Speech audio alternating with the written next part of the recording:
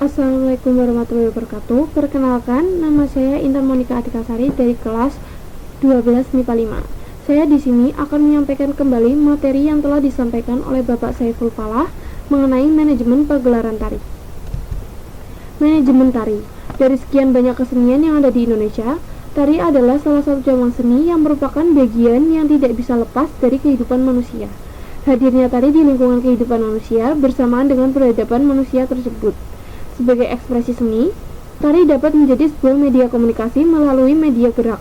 Istilah tari memiliki makna dan definisi yang luas, namun terdapat satu definisi umum yang kiranya sudah menjadi generalisasi bahwa definisi dari istilah tari adalah keindahan ekspresi jiwa manusia yang diungkapkan melalui gerak tubuh yang ritmis. Pengertian manajemen tari. Kata manajemen dapat diartikan secara luas dalam berbagai bahasa.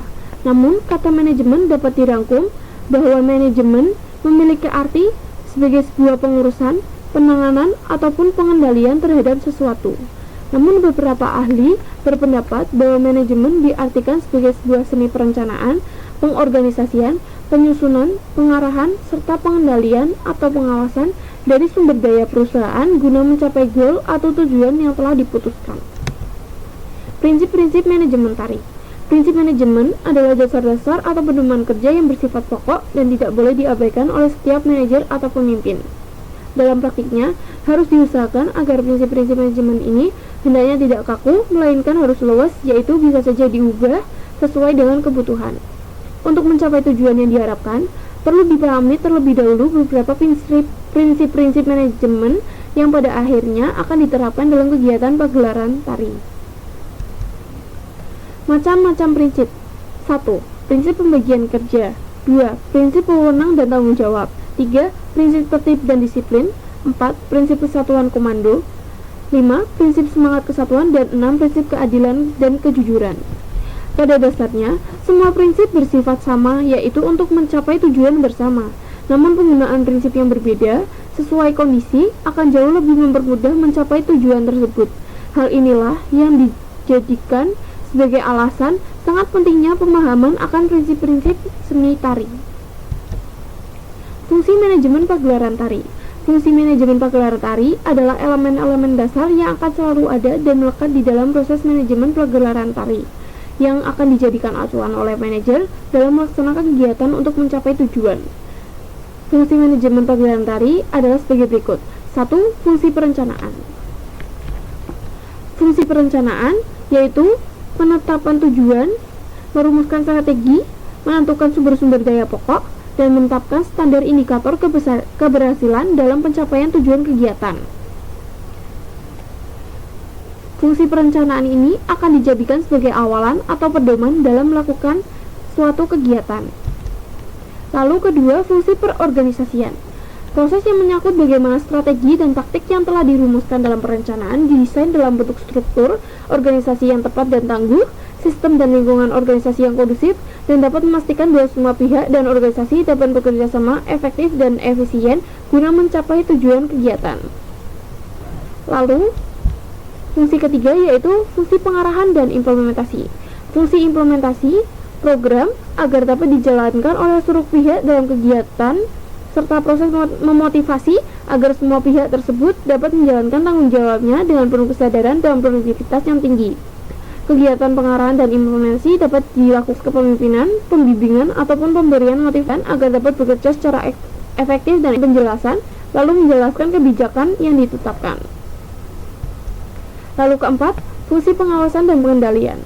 Proses yang dilakukan untuk memastikan seluruh rangkaian kegiatan yang telah direncanakan, diorganisasikan, dan diimplementasikan dapat berjalan sesuai dengan target yang diharapkan, sekalipun terjadi berbagai masalah ataupun perubahan dalam pagelaran seni tari. Gagasan tari kreasi. Suatu tari tercipta dari gagasan penciptanya. Gagasan merupakan ide utama dalam proses penciptaan yang terlahir akibat dari proses kreasi. Secara sederhana, proses kreasi dalam tari itu sendiri dapat dikatakan sebagai proses penciptaan bentuk karya tari sejak perumusan gagasan dan konsep garapannya hingga terbentuk menjadi hasil karya tari yang dinikmati. Langkah-langkah proses gagasan kreasi yaitu sebagai berikut. 1. Penentuan tema. Lalu penentuan subtema. Dan ketiga, setiap subtema dikembangkan menjadi beberapa bagian kecil untuk membentuk motif-motif. Lalu motif-motif tersebut yang telah tersusun menjadi rangkaian gerak sistematis, kemudian digabungkan dan disusun sedemikian rupa untuk mencapai sebuah harmonisasi yang seimbang. Seluruh harmonisasi yang sudah diciptakan kemudian disusun menjadi bentuk tari, yaitu kesatuan gerak tari yang utuh berdasarkan tema. Setelah bentuk tari terwujud, kemudian disusun pola lantai, desain kelompok, serta iringan musik yang sesuai dengan sifat, gerak, cerita, dan temanya. Lalu, proses penciptaan tari.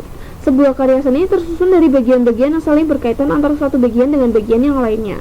Dalam membuat sebuah tari, di dalamnya terdapat satu perencanaan dalam membuat gerak, musik, rias, dan busana.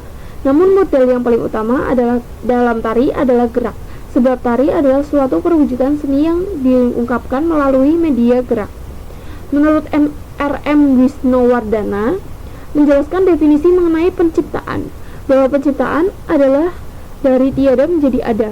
Itulah terciptanya sesuatu dalam kehidupan manusia oleh manusia. Sesuatu yang tercipta itu menjadikan titik mula perkembangan baru sesuatu yang baru, yang dapat pula merupakan saat genetis psikologis.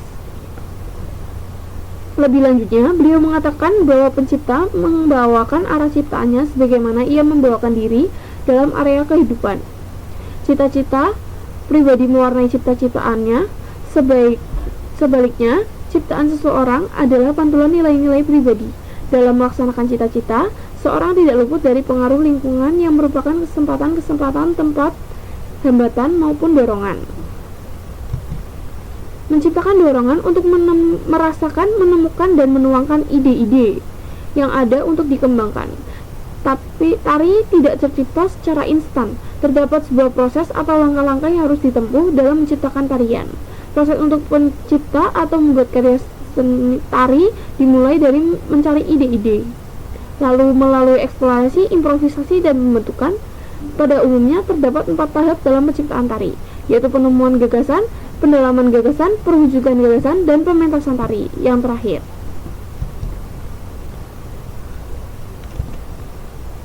Menurut M. Hawkins, mengungkapkan teori tentang 4 tahap kreatif tari, yaitu sebagai berikut: eksplorasi, pengalaman melakukan penjajakan gerak; improvisasi, pengalaman secara spontanitas mencoba-coba; evaluasi, pengalaman menilai dan menyeleksi ragam gerak yang telah dihasilkan; dan komposisi, yaitu tujuan akhir manusia untuk memberikan bentuk kepada apa yang ia temukan. Penjelasan unsur-unsur penciptaan dalam sebuah karya tari. 1. Penata tari.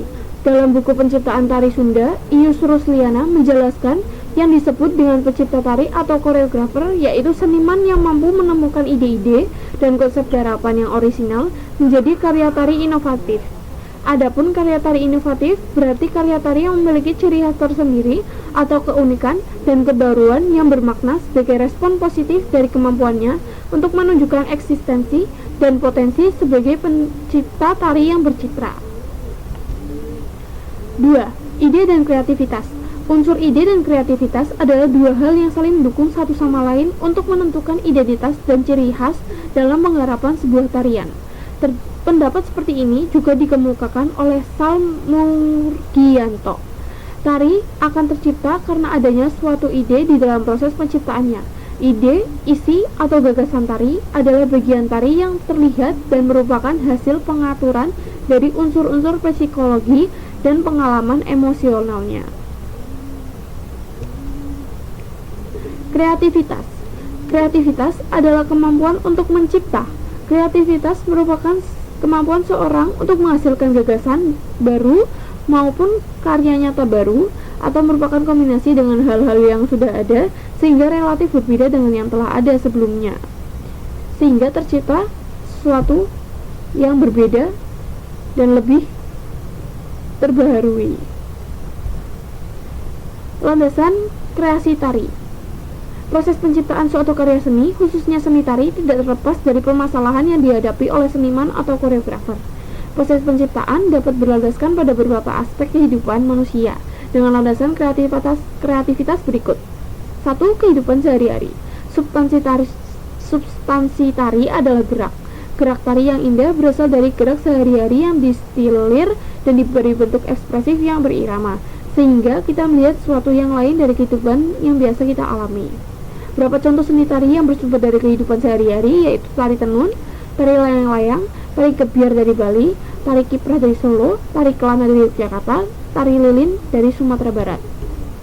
2. Permainan tradisi. Permainan tradisi adalah suatu permainan yang hidup turun-temurun dari generasi ke generasi berikutnya. Kostum, iringan, dan gerak pada seni tari jenis ini sangat sederhana sehingga mudah untuk dimainkan atau dipentaskan. Penata gerak juga dibuat sederhana agar penari tidak merasakan sesuatu yang baru di dunianya. Contohnya seperti tokecang, jangkrik, perepet, bubuyungan dari Jawa Barat, jamuran, cublak-cublak suang, tong-tong belong, gobrak sodor dari Jawa Tengah, dan peniruan alam dan binatang. 4. Dongeng dan cerita.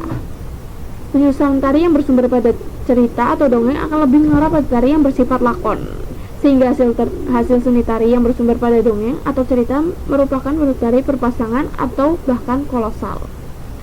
Yang 5 yaitu cerita perwayangan. Gagasan tari juga bisa diambil dari cerita perwayangan, seperti kisah Ramayana, Mahabharata, Babat Lopala, perkawinan Arjuna dan Subarda, dan lain sebagainya. Gerak dasar tari sesuai hitungan. Dalam prosesnya, melakukan gerak tari dapat dilakukan secara perorangan, berpasangan, atau berkelompok.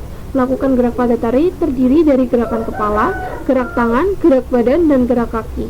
Gerakan badan pada tari diantaranya sebagai berikut. Hoyok, yaitu gerakan badan dicondongkan ke samping kanan atau kiri. Engkyat, yaitu gerakan badan dicondongkan ke kiri atau ke kanan dengan sikap tangan lurus ke samping. Polatan, yaitu gerakan arah pandangan. Ungklak, yaitu menghentakkan badan ke bawah berkali-kali seolah badan menggeper atau mengepel.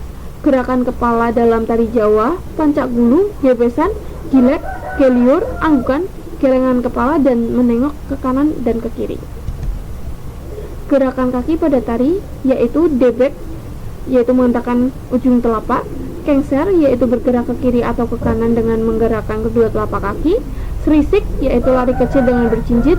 Recet, yaitu telapak kaki jinjit bergerak ke kiri dan kanan.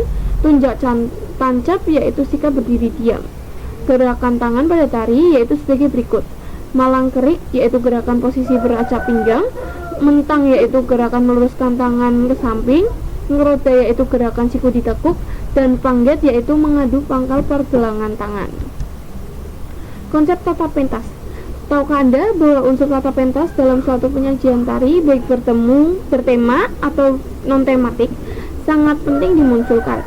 Oleh karena itu, keberadaannya memberikan dimensi ruang pertunjukan yang mampu mencerdaskan para penonton. Dimensi ruang yang dimaksud adalah memberikan kesan imajinasi peristiwa yang dibangun pada penyajian tari berdasarkan konsep penyajiannya. Konsep tata pentas dalam pertunjukan tari akan terkait dengan masalah konsep tata panggung, tata ruang, dan tata artistik. Mari kita bahas yang pertama, yaitu tata panggung. Pada umumnya, jenis panggung yang sering digunakan yaitu panggung arena, proscenium, dan jenis panggung campuran. Jenis panggung arena.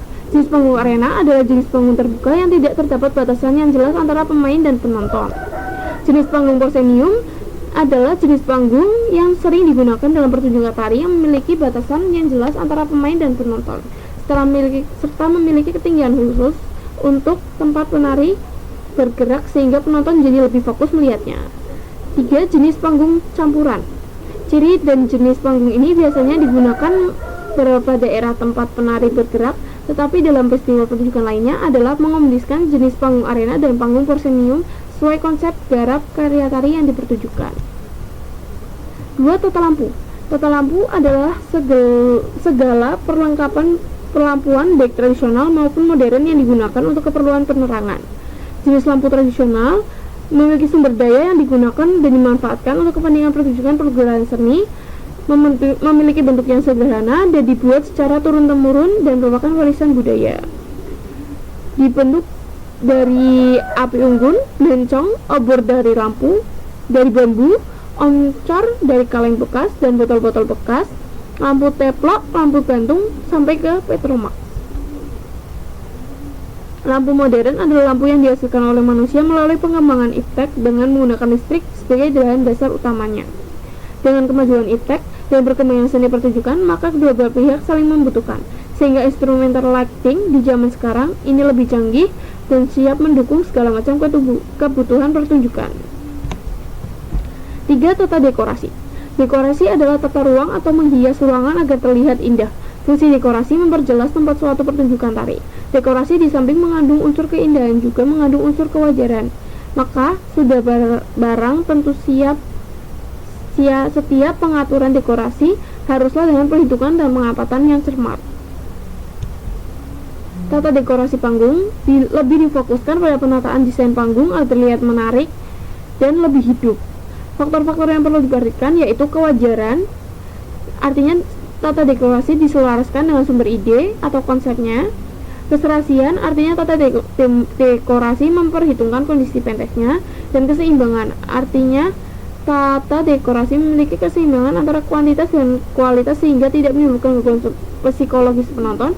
Dan yang terakhir, identitas, artinya tata dekorasi memiliki penonton untuk menebak ide yang dipaparkan. Terima kasih. Mungkin hanya itu yang dapat saya sampaikan. Kurang lebihnya saya minta maaf. Wassalamualaikum warahmatullahi wabarakatuh.